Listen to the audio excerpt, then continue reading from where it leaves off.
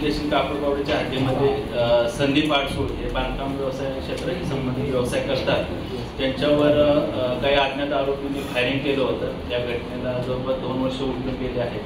या गुन्ह्यामध्ये समांतर तपास गुन्हे शाखेच्या युनिट 5 चे पोलीस निरीक्षक सलील भोसले आणि त्यांच्या टीमनं त्याच्यामध्ये समांतर तपास केला आणि गोपनीय माहिती आणि इतर तपासाच्या अनुषंगानं आतापर्यंत आपण 5 आरोपींना याच्यामध्ये अटक केलेली आहे.